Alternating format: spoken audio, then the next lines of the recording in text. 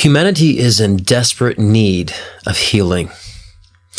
Now, when I say healing, I don't mean when you're saying thoughts and prayers or love and light and good vibes to you. No. The healing I'm talking about is an objective realization of how we truly can coexist. And within that realization, our behaviors change to be able to make it such. See, right now we're having a great divide, and that comes in the spectrum of politics with this political divide of left versus right. And because people are intertwining their beliefs into political systems, that political system now becomes people's identity. And because it becomes their identity, they're willing to fight to no end to defend those beliefs. But all because you found a structure or foundation in those beliefs and create that identity for yourself, does it make those beliefs right? You see, we look at both sides. We can say on the right, well, you may believe that being gay or being homosexual is wrong and an abomination, and they don't deserve any rights as heterosexuals do. You might believe that, but does that make it right? And same for the extreme left, those who feel like children should express themselves and be whoever they want to be, so therefore it's okay to have a sex change before the age of 18 and ages of 6 and 10. That's okay. Now, although that's a narrative created because legally that's not possible, and my partner's a psychotherapist, so legally no one will touch that before the age of 18, and plus, even after the age of 18, you are required years of therapy to be even considered a candidate to have such procedure. But even still, people may believe that. But even still they believe that's true, does that make it right? See, now there's nothing really concrete with belief. It's just based on personal experience. And although personal experience is very valid, it doesn't really constitute a finalization for what's best for all humanity. See, the one thing that is concrete with humanity is that we're all just trying to survive. And we're all trying to do it in the best way possible. We're all coming from different places, different experiences, different karmic spiritual paths. And we all are trying to figure out the best way we can personally evolve. But if we're fighting against each other and which way we're deciding to do so, that will never, ever allow us to co-create and coexist in harmony, or at least in balance. You see, as I always say, I have a right to be gay and live the life I want to, just as someone has the right to hate me for it.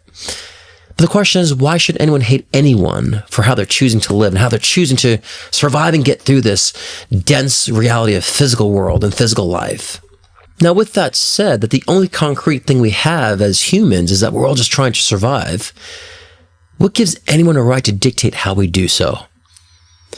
See, the way we can actually coexist is being in acceptance that however someone chooses to express their life and express themselves is on them. And the more we focus on building our own perspective and building our own life, we wouldn't be threatened by the life of another. We can actually teach and learn from each other and understand how we can fully evolve as humans and to elevate human consciousness. But we don't do so by being segregative or being judgmental of others and trying to change and fix how others live or don't live. Because if we're really solid in our own true heart and our own true expression, nothing else can threaten it. But isn't that the point? Isn't that the whole purpose of life, is to enjoy the dynamic of such? And differences, an array of dynamic, and otherwise life would be quite boring and limited. See, this political divide has gotten so far out of hand that even someone like I, who tries the best I can be to be objective as possible, I'm demonized for being conservative, and I'm also demonized for being liberal. How is it possible I'm demonized from both parties, from both sides? And that's because people aren't understanding what it's like to be in complete acceptance and balance. See, that's what love really is to accept, not judge. Understand how we can evolve, how we can assist each other in each other's differences. We're not finding that. Just a bunch of pointing fingers. Everybody else's life is a threat to ours, which really derives from fear and insecurity. See, the real solution to all this is just shut the fuck up, live and let be. Focus on building your tradition. Focus on building your expression, whatever it may be. Because if we thrive and others thrive, we all thrive. We're trying to constantly tear others down. We're not going to thrive as a species. We're not going to thrive as a community. And we cannot be focused on changing the world the way one sees fit, but must be focused on changing the world the way we all can see fit to coexist.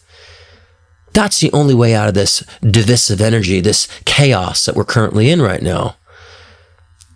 See, it's okay to have anger. It's okay to have passion. But the question is, how are you directing that? Are you directing that to fuel change, or are you using that energy as a weapon because of fear of change? See, once again, it's important that we ask ourselves, is what we believe in right? And when we start there, we can allow ourselves to disassociate from the disillusions that we have because of beliefs, and allow ourselves to be more objective of how we truly can exist as an individual, but also how it contributes to the collective so we can fully coexist.